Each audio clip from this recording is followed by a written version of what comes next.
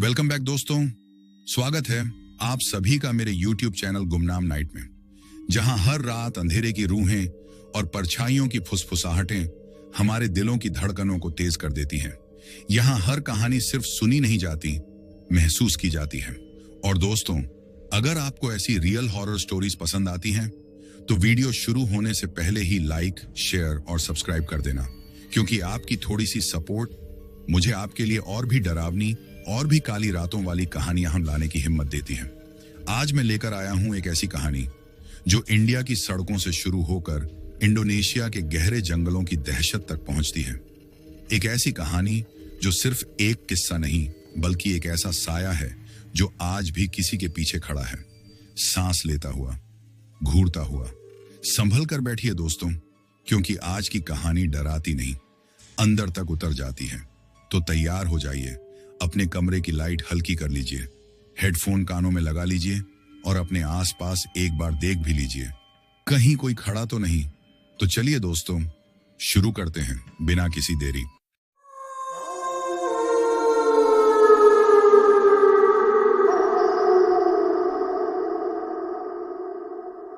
नमस्ते दोस्तों, मेरा नाम गौरव है। मैं बेंगलुरु, कर्नाटक से हूं और आज जो घटना मैं आपको सुनाने जा रहा हूं उसकी कसम खाकर कह सकता हूं कि काश ये मेरे साथ कभी नहीं होती।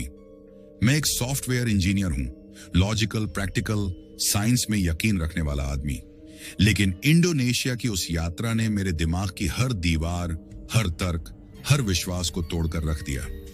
यह घटना किसी फिल्म की स्क्रिप्ट नहीं है, ये मेरी जिंदगी का वह हिस्सा है जिसे मैं चाहकर भी भूल नहीं पाया। कहते हैं हर इंसान के जीवन में एक ऐसा मोड़ आता है जहां उसे यकीन हो जाता है कि दुनिया सिर्फ वही नहीं है जो हम देख पाते हैं। मेरे लिए वो मोड़ था इंडोनेशिया का शांत, खूबसूरत लेकिन श्रापित गांव कालीउरंग। मैं भारत से इंडोनेशिया पहली बार गया था। जकार्ता में मीटिंग थी, लेकिन मीटिंग के बाद सोचा कि इस खूबसूरत देश को थोड़ा असली रूप में देखा जाए। टूरिस्ट स्पॉट तो हर कोई देखता है, लेकिन मुझे हमेशा ऐसा लगता है कि असली दुनिया भीड़ से दूर होती है। शायद यही सोच मुझे उस जगह ले गई जहां से लौटकर मैं अब वैसा इंसान नहीं रहा। इंडिया से इंडोनेशिया एक शांत सफर, एक अशांत किस्मत। जकार्ता के बाद मैंने योग्यकार्ता का रुख किया। वहां के लोग शांत, विनम्र और बेहद मददगार थे।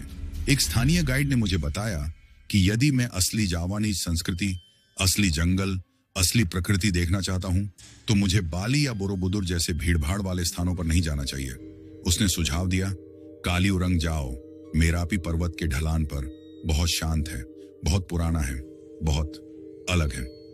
शायद उस अलग शब्द में ही मेरे लिए खतरे की शुरुआत छुपी थी। जब मैं वहां पहुंचा तो पहली नजर में वह जगह खूबसूरत लगी। ठंडी हवा, घने बांस के झुरमुट, पुरानी लकड़ी की खुशबू और बीच में एक जावानीज जोबलो, पुराना लेकिन बहुत सलीके से बना हुआ पारंपरिक घर। घर के चारों ओर पेड़ों की भरमार और उनमें सबसे ज्यादा ध्यान खींचने वाला था एक विशाल केमेनियन पेड़। उसकी टेढ़ी मेढ़ी शाखाएं देखकर ऐसा लगता था जैसे कोई काली लंबी उंगलियां आसमान में उठी हों। मैंने उस पेड़ को छुआ भी नहीं था, लेकिन उसे देखते ही मेरे अंदर एक अजीब सा एहसास हुआ, जैसे वह पेड़ मुझे भी देख रहा हो। पहली 3 रातें शांति, किताबें और प्रकृति। पहली 3 रातों में सब कुछ बिल्कुल सामान्य था। दिन में ट्रैकिंग, शाम को हल्की ठंडी हवा और रात को लकड़ी के घर की हल्की चरमराहट। सब कुछ शांत, बिल्कुल फिल्मी।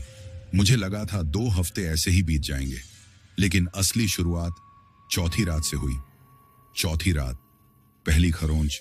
उस रात मैं 11 बजे के आसपास किताब पढ़ रहा था।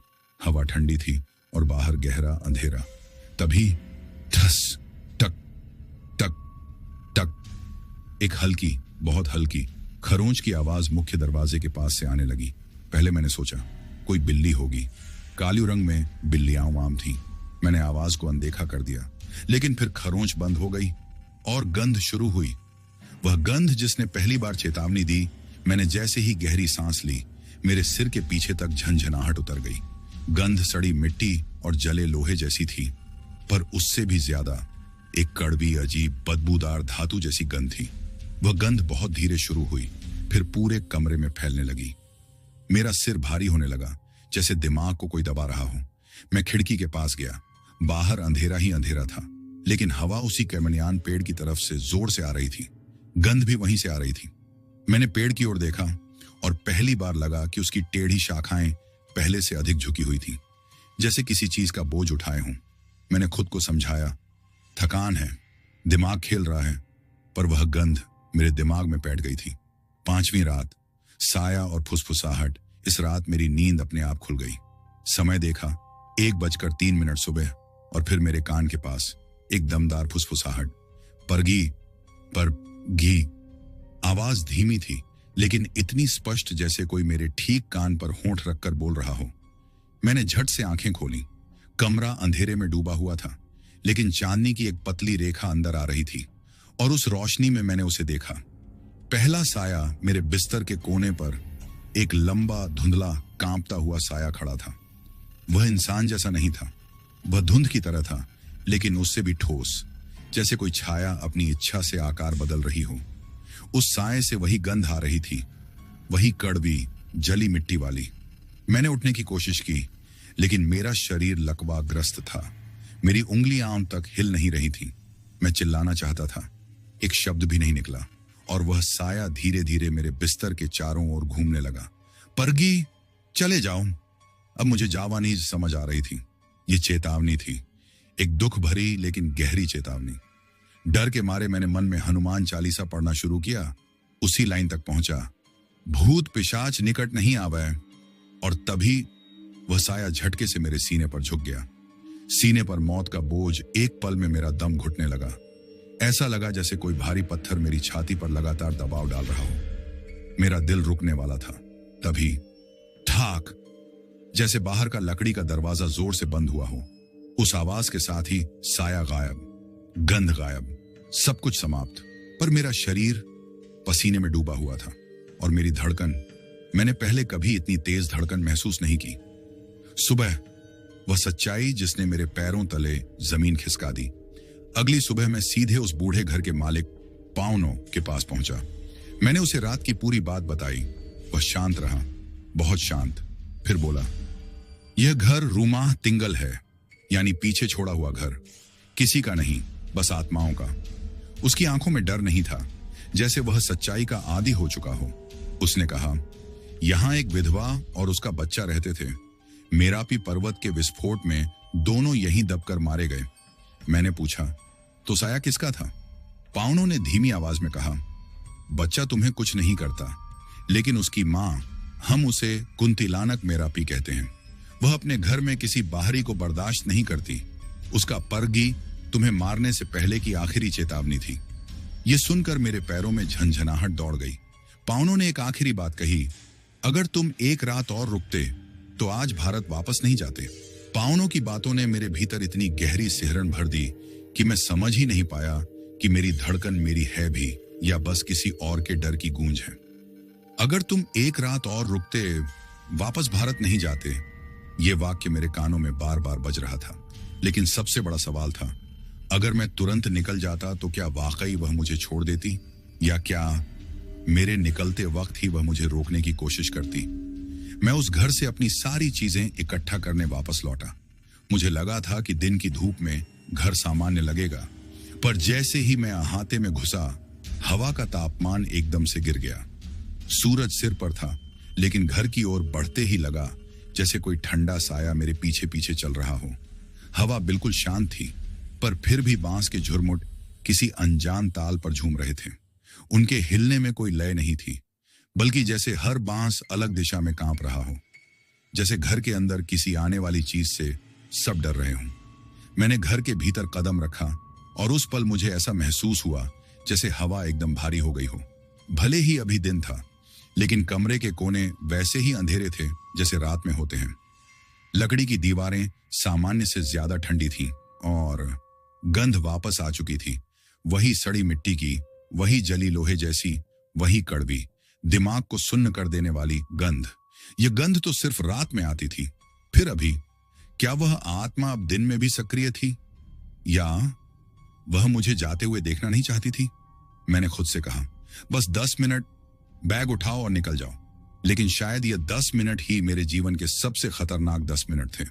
घर के अंदर दरवाजा अपने आप बंद हुआ। जैसे ही मैं बैग उठाने कमरे में गया, घर का मुख्य दरवाजा अपने आप बंद हो गया। अचानक से, जोर से, ऐसे जैसे किसी ने बाहर से धक्का मारा हो। मेरा दिल सूख कर पत्थर हो गया। मैं धीरे धीरे आगे बढ़ा और दरवाजा पकड़कर खींचा। वह बंद था, जकड़ा हुआ। मैंने दोबारा जोर लगाया, हिला भी नहीं। तीसरी बार खींचा, अंदर से एक फुसफुसाहट सुनी, कानों के बिल्कुल पास, पर आवाज कहीं और से आती हुई। परगी, परगी, चले जाओ तो क्यों वापस आए? मेरे हाथ कांप गए। मैंने दरवाजा छोड़ दिया और तभी पीछे से लकड़ी के फर्श पर किसी के धीरे धीरे चलने की आवाज आई। मैं धीरे से मुड़ा। कमरे के अंदर कोई नहीं था, लेकिन मंजिल की लकड़ी दबने की आवाज बिल्कुल साफ थी, जैसे कोई बहुत हल्के पैरों से मेरे पीछे चल रहा हो, जैसे कोई बच्चा, या कोई जो अब बच्चा नहीं रहा। कैमनियान पेड़ की खिड़की पर हलचल। अचानक खिड़की के पर्दे हवा के बिना ही हिलने लगे। खिड़की के बाहर कैमनियान पेड़ की एक मोटी शाखा नीचे झुकती हुई दिखी। मैंने ध्यान से देखा, शाखा हिल नहीं रही थी, जैसे कोई अदृश्य बोझ उस पर बैठा हो, जैसे कोई वहां बैठकर मुझे देख रहा हो। और तभी खिड़की के शीशे पर एक छोटा हाथ का निशान उभरा, बहुत छोटा, जैसे किसी बच्चे का हाथ, लेकिन वह निशान बाहर से नहीं, अंदर से बना था। यह देखकर मेरी रूह कांप गई। कदमों की आवाज और एक भारी सांस। मैं धीरे से खिड़की से हटकर बैग की तरफ बढ़ा। तभी पीछे से फिर टप। इस बार कदमों की आवाज तेज थी, जैसे कोई बिना झिझक चल रहा हो। मैंने हिम्मत करके पीछे देखा, खाली। पर तभी मेरे ठीक कंधे के पास एक बहुत गर्म सांस महसूस हुई, इतनी गर्म कि मेरा पूरा दायां कंधा सुन्न पड़ गया। मैंने पलट कर देखा, कुछ नहीं, लेकिन एक बेहद धीमी, बेहद टूटी अंग्रेजी में आवाज आई, यू गो नाउ। मैंने उस घर में रहना तो छोड़ ही दिया था, अब वहां खड़ा रहना भी नामुमकिन हो गया था। दरवाजा अचानक खुला, लेकिन किसने खोला? मैंने डरते डरते फिर दरवाजे की ओर कदम बढ़ाया। इस बार दरवाजे की कुंडी अपने आप घूम गई, छटाक। और फिर दरवाजा धीरे धीरे ऐसे खुला जैसे कोई बाहर खड़ा हो और मुझे बाहर जाने की इजाजत दे रहा हो। मैं डर से वहीं जम गया। मुझे दरवाजे के बाहर कोई नहीं दिख रहा था, लेकिन हवा बिल्कुल स्थिर थी और घर के अंदर की गंध अचानक तेज हो गई, जैसे वह मुझे कह रही हो, भागो वरना। मैं अपने होश संभालते हुए बैग उठाया और बाहर निकल गया। पांव कांप रहे थे, सांस टूट रही थी, लेकिन अब घर से बाहर होना भी सेफ नहीं लग रहा था। आंगन में किसी के रोने की आवाज। जैसे ही मैं आंगन पार कर रहा था, कैमनियान पेड़ की दिशा से एक बेहद धीमी रोने की आवाज आई। न बच्चे की, न महिला की, बल्कि दोनों के बीच की। हाँ, वह आवाज इतनी टूट चुकी थी कि लगता था जैसे कोई सदियों से रो रहा हो। मैंने पीछे न देखते हुए रास्ते की ओर कदम बढ़ाए, लेकिन तभी पेड़ की एक शाखा मेरे रास्ते में गिर पड़ी। गिरना सामान्य नहीं था, वह शाखा बहुत धीरे धीरे नीचे आई, जैसे कोई उसे पकड़कर जमीन तक छोड़ रहा हो, जैसे वह रोक रही हो, रुको, अभी सब खत्म नहीं हुआ। गांव के बाहर छायाएं फिर प्रकट हुईं। जब मैं काली रंग के मुख्य रास्ते की ओर बढ़ा, सूरज ढल चुका था। आसमान में नारंगी रोशनी बची हुई थी, पर जंगल के किनारों में अंधेरा घिर चुका था। और वहीं जैसे ही मैं सड़क पर पहुंचा, बांस के जंगलों के बीच कई छायाएं दिखी, लंबी छायाएं, कांपती छायाएं, मानव जैसी, पर फिर भी कुछ अलग। वे मुझे नहीं छू रही थीं, वे बस देख रही थीं, बिल्कुल स्थिर, बिल्कुल चुप। मैं जब समझ नहीं पा रहा था कि यह वही साया है या अलग, लेकिन एक बात साफ थी, वह कुंतिलानक मुझे छोड़ने के लिए तैयार नहीं थी। पावनों की चेतावनी का दूसरा अर्थ गांव के चौक पर पहुंचते ही पावनों एक लालटेन हाथ में लिए खड़ा था। मुझे देखते ही बोला, तुम्हारे पीछे छायाएं आई हैं। मैंने कांपते हुए पूछा, तुम्हें कैसे पता? पावनों ने बिना पलक झपकाए जवाब दिया, क्योंकि उन छायाओं की वजह से तुम अभी तक जिंदा हो। लोग सोचते हैं कुंतिलानक सिर्फ मारती है, पर असल में वह अपने क्षेत्र में किसी को आने नहीं देती। छायाएं उसकी चेतावनी थी, उसका हमला नहीं। मैंने सांस रोककर पूछा, तो फिर वह क्या चाहती है? पावनों ने मेरी आंखों में देखते हुए कहा, वह चाहती है कि तुम उसके घर वापस इसो आओ। उसकी बात सुनकर मेरे पैरों से जैसे रक्त ही खींच लिया गया। मैं चिल्ला उठा, क्यों, किस लिए? पावनों की आवाज बहुत धीमी हो गई। उसका बच्चा, कल रात तुम्हारे पास खड़ा था, उसने तुम्हें चुना है। मेरी रूह जैसे शरीर छोड़ चुकी थी। क्या मतलब चुना है? पावनों ने कांपती आवाज में कहा। तुमसे उसकी गंध टोली। उसकी मां को लगा कि तुम वही हो जो उसका बच्चा नहीं बन पाया। वह वापस चाहती है जो उसने खोया था। मैंने तुरंत कहा, मैं यहां 1 मिनट भी नहीं रुकूंगा, मुझे झकाड़ता पहुंचना है। पावनों ने मेरा हाथ पकड़ लिया। उसकी पकड़ किसी जवान आदमी से भी ज्यादा मजबूत थी। अगर तुम सीधा नीचे जाओगे तो वह तुम्हें रास्ते में रोकेगी। रात का समय उसके लिए सबसे ताकतवर होता है। तुम्हें सुबह होने तक गांव में ही रुकना पड़ेगा, लेकिन घर में नहीं, बाहर खुले में नहीं, यहां चौक पर। मैं डर के मारे कांप गया। अगर मैं रात यहां रुकूं तो क्या वह आएगी? पावनों ने धीरे से जवाब दिया, हां आएगी, लेकिन घर में जितनी ताकतवर थी उतनी नहीं। यहां वह सिर्फ फुसफुसा सकती है। और फिर उसने एक ऐसी बात कही जिसने मेरे पूरे शरीर में बिजली दौड़ा दी। पर अगर उसने फैसला कर लिया है कि तुम उसके बच्चे की जगह लोगे, तो सुबह होने से पहले वह तुम्हें एक बार फिर जरूर बुलाएगी। उस रात मैं चौक पर ही बैठा रहा। लेकिन सच बताऊं, आधी रात के बाद बांस के जंगल में एक वही आवाज गूंजी, परगी नहीं, किम्बाली, मत जाओ, वापस आओ।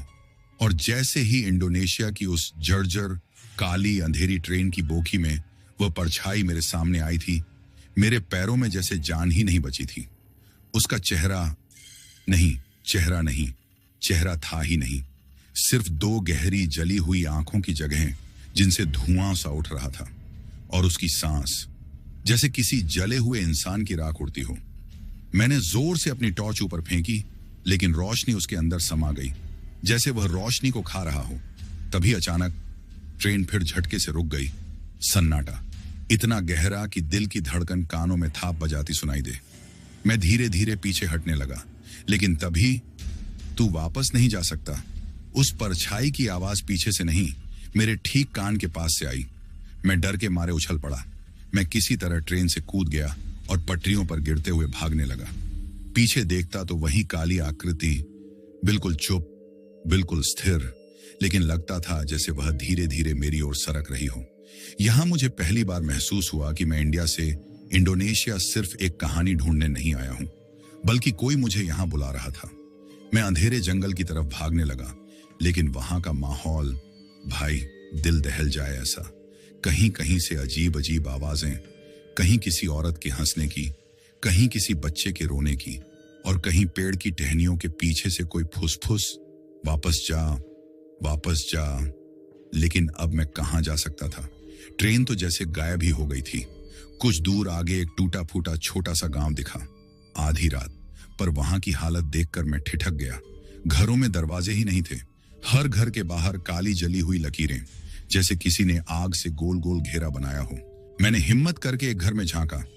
अंदर सब चीजें ऐसे बिखरी थीं जैसे लोग जल्दी में भागे हों, लेकिन दीवारों पर उंगलियों के निशान थे, काले, लंबे और अजीब से, जैसे इंसान की नहीं, किसी और चीज की उंगलियां हों। मैंने एक कमरे के अंदर कदम रखा। अचानक कोई भारी चीज मेरे पीछे गिरी। मुड़कर देखा, दहलीज पर एक बड़ा सा लकड़ी का तख्ता खुद ब खुद गिरा था। तभी कमरे के कोने में एक बच्चा दिखाई पड़ा, काला सा, पतला सा। उसकी आंखें कुछ ज्यादा ही चमक रही थी। मैंने पूछा, कौन हो तुम? यहां अकेले क्यों? वह बच्चे ने बिना पलक झपकाए कहा, वे आ गए हैं। मैंने डरते हुए पूछा, कौन? उसने मेरी पीठ के पीछे इशारा किया। धीरे, बहुत धीरे। मैं पलटा और भाई, मेरी रूह वहीं कांप गई। दरवाजे के बाहर 50-60 परछाइयां खड़ी थीं। सबके चेहरे गायब, सिर्फ धुआं भरी आंखें। मैं बच्चे को पकड़कर भागा। गांव के बीच एक पुराना कुआं था।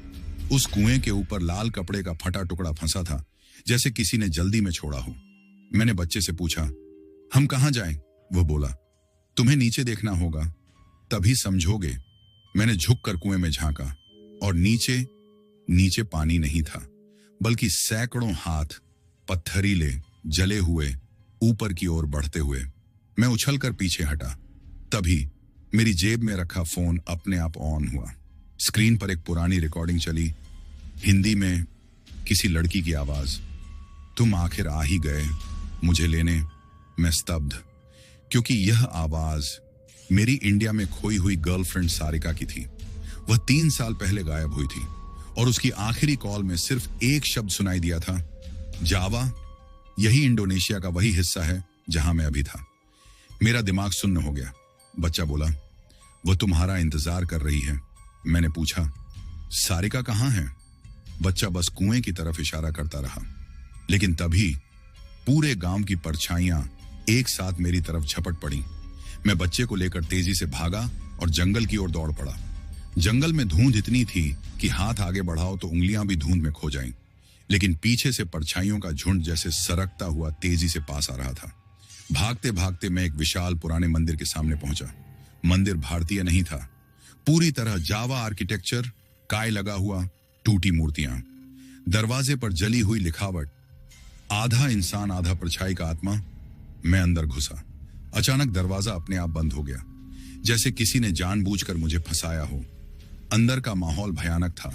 दीवारों पर खून जैसे काले निशान, हर तरफ छायाएं, टूटी मूर्तियों के बीच हवाओं का तेज झोंका। मैं धीरे धीरे अंदर बढ़ा।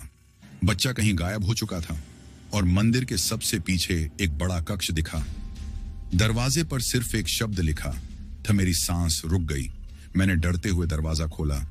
अंदर सिर्फ एक पुरानी कुर्सी और उस पर बंधा हुआ एक इंसानी आकार, चेहरे पर बालों का घना गुच्छा, सांस जैसे टूटी फूटी। मैं कंपाते कदमों से आगे बढ़ा। सारिका? वह आकृति हिली धीरे धीरे, लेकिन उसका चेहरा ऊपर उठते ही मैं जम गया। चेहरा था ही नहीं, सिर्फ काला शून्य और 2 धधकती आंखों की जगह। लेकिन उसके गले से आवाज आई, तुम इतने देर से क्यों आए?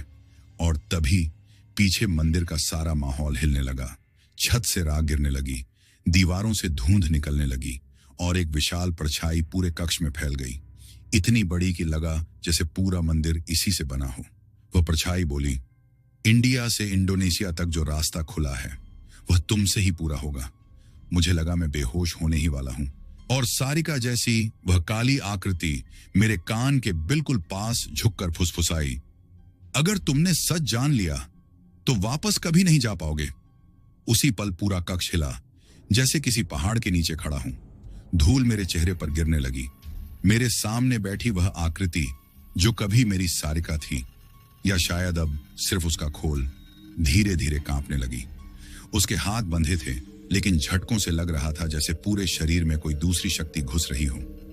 मैं एक कदम पीछे हटने ही वाला था कि अचानक कक्ष के भीतर की सारी हवा सन्न रह गई, एकदम ठहर गई, जैसे किसी ने पूरे मंदिर की सांस रोक ली हो। और फिर दीवारों पर पड़ी हर छाया एक साथ हिलने लगी। हर छाया, हर परछाई, हर अंधेरा जैसे जिंदा हो गया हो। मैं पीछे हटने लगा, लेकिन कक्ष का दरवाजा खुद ब खुद बंद हो गया। मैं फंस चुका था। अचानक सारिका की छाती से एक भयंकर खड़खड़ाहट जैसी आवाज उठी, जैसे किसी धातु को कोई अंदर से खरोंच रहा हो। मैंने कांपते हुए उसकी आंखों जैसी काली जगहों में झांकने की कोशिश की, लेकिन भाई वहां कुछ था, कुछ जो मैंने कभी सोचा भी नहीं था देखने के लिए। वहां अंदर कोई चेहरा नहीं, कोई आत्मा नहीं, बल्कि जैसे किसी दूसरी दुनिया का अंधेरा जो धीरे धीरे बाहर आने की कोशिश कर रहा था। उसके अंदर से एक आवाज आई, तू तो काफी दूर आया है, अब लौटने का सवाल ही नहीं। वह आवाज सारिका की नहीं थी। वह आवाज किसी बूढ़ी, सड़ी हुई, खुरदरी और गहरी आत्मा की थी। मैंने जोर से चिल्लाकर कहा, तुम लोग मुझसे चाहते क्या हो? मैं यहां क्यों हूं? तभी कक्ष की हर दीवार पर उंगलियों जैसी काली लकीरें चमकने लगीं और उन लकीरों ने एक पुराना प्रतीक बनाना शुरू किया। अब वह सिर्फ लकीरें नहीं थीं, वह एक नक्शा था। और भाई मेरे पैरों तले जमीन खिसक गई। वह नक्शा इंडिया और इंडोनेशिया को जोड़ता हुआ एक आत्मिक मार्ग दिखा रहा था। दोनों देशों के बीच एक अदृश्य, श्रापित रास्ता, एक ऐसा मार्ग जिससे होकर कोई सदियों से गुजर रहा था। कक्ष के बीच काली आग की लपटें उठी, अग्नि जिसमें गर्मी नहीं बल्कि ठंड थी, एक ऐसी ठंड जो हड्डियों तक को जला दे।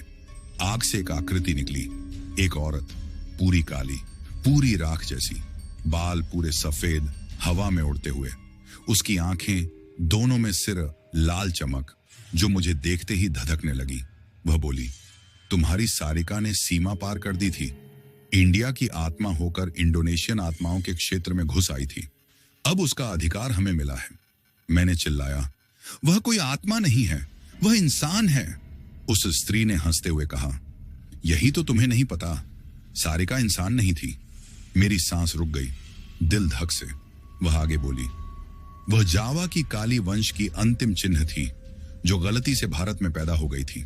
मैं जैसे पत्थर होकर रह गया। मुझे लगा यह भ्रम है, झूठ है, लेकिन कक्ष की दीवारों पर बनी आकृतियां अब मुझे एक कहानी दिखा रही थी। हजारों साल पुरानी एक आत्मा जो जावा द्वीप पर रहती थी, जो अपनी छाया से दूसरों की छाया खींच सकती थी। फिर वह आत्मा किसी श्राप से भारत के तट पर बहकर आ गई और सदियों तक वहीं सोई रही। और फिर कई साल बाद वह सारिका के रूप में जन्मी। कक्ष की दीवारों पर दिख रहा दृश्य इतना भयावह था कि मेरी आंखें फटी रह गईं। सारिका हमेशा से थोड़ी अलग थी, यह मैं मानता था, लेकिन कि वह मानव नहीं, यह मेरे लिए असंभव था। मैंने सारिका की तरफ देखा। अब वह धीरे धीरे मुझे पहचानने की कोशिश कर रही थी। उसका सिर हिल रहा था, जैसे दो शक्तियां आपस में लड़ रही हों।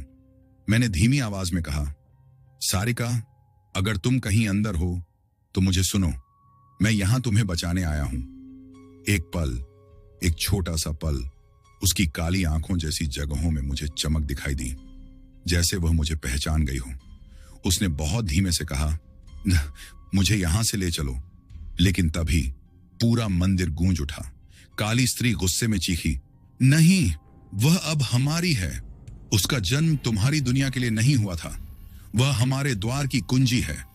मैं भागने का सोचा ही था कि कक्ष की दीवारें पिघलने लगीं, उनसे राख बहने लगी, फर्श में दरारें पड़ने लगीं और दीवारों से सैकड़ों हाथ बाहर आने लगे। लंबी उंगलियां, जली त्वचा, टूटी हड्डियां। वे मेरे पैर पकड़ने लगे, मुझे नीचे घसीटने लगे। मैं पूरी ताकत से छटपटाया। सारिका चिल्लाई, उसे मत ले जाओ। लेकिन काली स्त्री ने उसके बाल पकड़कर उसका सिर ऊपर उठाया और उसकी काली आंखों में अपनी उंगली डाली। मैं पागल हो गया। मैंने जोर से काला प्रतीक वाले पत्थर को उठाकर फेंका, लेकिन उसे कुछ नहीं हुआ। वह स्त्री और विशाल हो गई। मुझे घसीटते घसीटते फर्श के बीच बने काले गड्ढे की ओर ले जाया जा रहा था, जैसे वह दुनिया का सबसे अंधेरा रास्ता था। गड्ढे के अंदर एक और दुनिया दिखाई दे रही थी। उसमें इंडिया का काली नदी और जावा का माउंट मेरापी दोनों एक ही लाल धुंध से जुड़े दिख रहे थे। मैं पूरी ताकत से चीखा, सारिका! सारिका ने अपनी बची हुई शक्ति का उपयोग किया। अपने दोनों हाथ रस्सियों से छोड़ाए, उसने गले से कोई काला पत्थर निकाला और मेरी ओर फेंक दिया। वह पत्थर मेरे हाथ में गिरा, लेकिन जैसे ही मेरे हाथ लगा, पूरा कमरा दहाड़ के साथ फट गया। काली स्त्री गुस्से में गरजी, तुमने श्राप की मुहर छू ली है।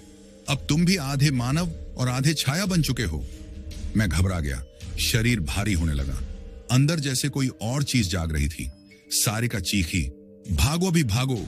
मैंने पूरी जान लगाकर उन जली हुई उंगलियों से खुद को छुड़ाया। मैं दौड़ा, कक्ष से बाहर, मंदिर के गलियारों से बाहर और फिर मंदिर के मुख्य द्वार की ओर। लेकिन जैसे ही मैं बाहर पहुंचा, पूरा जंगल भयानक रूप से जाग चुका था। हर पेड़ की छाया हिल रही थी, हर पत्थर के पीछे से काली आंखों जैसी चमक, हर तरफ फुसफुसाहट। वह कुंजी ले आया है। जावा का श्राप अब फिर जीवित होगा। मैं गिरता पड़ता जंगल की ओर भागा। पीछे से मंदिर की छत टूटकर गिरने लगी। धुआं, राख, चीखें, सब कुछ। और भाई, सबसे डरावना पल तब आया जब मैंने पीछे मुड़कर देखा। पूरा मंदिर मेरी ओर दौड़ता आ रहा था। हाँ, मंदिर की दीवारें, छत, स्तंभ सब जिंदा होकर मेरी तरफ आ रहे थे, जैसे किसी काली शक्ति से संचालित हों। मैं जान बचाकर भागा, लेकिन अचानक जंगल के बीच एक पुराना टूटा हुआ लकड़ी का पुल आया। पार जाना ही था। वह पुल शायद 100 साल पुराना था। नीचे गहरी खाई। मैंने बिना सोचे दौड़ लगा दी। पुल टूट रहा था, हर कदम पर चटकने की आवाज, लेकिन मैंने रफ्तार नहीं रोकी। पुल के अंत तक पहुंचने ही वाला था कि पीछे की काली स्त्री हवा में उड़कर मेरे ठीक पीछे प्रकट हो गई। उसकी आवाज गर्जना की तरह, मुहर लौटाओ, वह पत्थर हमारा है। उसने मेरे कंधे को पकड़ा और भाई, उसकी पकड़ में इतनी ठंड थी कि मुझे लगा मेरी हड्डियां जम जाएंगी। पुल का आखिरी हिस्सा टूटा और मैं पूरी खाई में गिर गया। लेकिन गिरते समय मैंने सिर्फ एक ही आवाज सुनी, तुम अब इंसान नहीं रहे। मैं खाई में गिर रहा था, लेकिन नीचे कोई जमीन नहीं थी, न कोई पत्थर, न कोई पानी, न कोई जंगल। मेरे नीचे बस एक अंधेरा घूमता हुआ भंवर था, एक ऐसी जगह जहां आवाजें तैर रही थीं और छायाएं मेरे चारों ओर फैल रही थीं। गिरते हुए मुझे एक ही बात सुनाई दे रही थी, तुम अब इंसान नहीं रहे। यह आवाज उसी काली स्त्री की थी, लेकिन अजीब बात यह कि जैसे जैसे मैं नीचे गिर रहा था, मेरा शरीर हल्का होता जा रहा था, मानो मैं अब गिर नहीं रहा, बल्कि अंधकार मुझे थाम रहा हो। और फिर अचानक भंवर रुक गया। मैंने खुद को एक विशाल अंधेरी धरती पर पाया। धरती जो धरती जैसी थी ही नहीं, उस पर कोई मिट्टी नहीं थी। वह मानो राख से बनी थी, काली, ठंडी और भूतों की सांसों जैसी हिलती हुई। मैं उठने की कोशिश कर रहा था कि तभी मेरे आसपास 100 से अधिक छायाएं खड़ी थीं, लंबी, पतली, बिना चेहरा, सिर्फ 2 लाल बिंदु उनकी आंखों की जगह चमक रहे थे। उन छायाओं ने धीरे धीरे अपने हाथ उठाए, जैसे कोई अनुष्ठान कर रहे हों। उनकी हर फुसफुसाहट हवा को जमा रही थी। कुंजी आ चुकी है, द्वार अब खुलेगा। मेरा शरीर कांप गया। मैं पीछे हटना चाहता था, मगर पैर ठंड में जमे हुए थे। तभी उनमें से सबसे बड़ी छाया आगे बढ़ी और उसके भीतर से वही काली स्त्री बाहर निकली, जो जंगल में, मंदिर में और पुल पर मेरा पीछा कर रही थी। वह हवा में तैरते हुए मेरे सामने आ गई और बोली, यह वह दुनिया है जहां सब शुरू हुआ और अब यहीं अंत होगा। मैंने कांपते हुए पूछा, यह जगह, यह कौन सी दुनिया है? वह मुस्कुराई, लेकिन उसकी मुस्कान में अकथनीय भय था। यह लोरोंग गेलप है, 2 देशों के बीच की आत्मिक सुरंग। इंडिया और इंडोनेशिया की आत्माएं यहां मिलती हैं। यहीं तुम्हारी सारिका की असली आत्मा जन्मी थी और यहीं उसे वापस आना था। मेरे भीतर अचानक बिजली सी कौंधी। सारिका?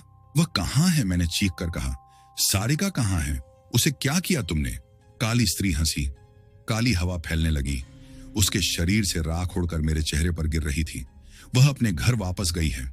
और तभी मेरे सामने राख की हवा से एक धुंधली आकृति बननी शुरू हुई। धीरे धीरे वह आकृति इंसान का रूप लेने लगी। उसके हाथ, उसके बाल, उसकी रूपरेखा। और फिर भाई, वह सारिका थी, लेकिन वह वैसी नहीं थी जैसे मैंने उसे भारत में जाना था। उसका शरीर आधा सफेद राख जैसा, आधा काला धुआं जैसा, जैसे 2 शक्तियां उसके अंदर एक दूसरे से लड़ रही हों। उसने मुझे देखा। उसकी आंखों में एक पल के लिए पुरानी पहचान चमकी। गौरव। उसकी आवाज दूसरी दुनिया जैसी भारी थी। मैं दौड़कर उसकी ओर गया, लेकिन जैसे ही मैं एक कदम आगे बढ़ा, काली स्त्री ने हवा में हाथ लहराया और मैं जमीन पर गिर पड़ा।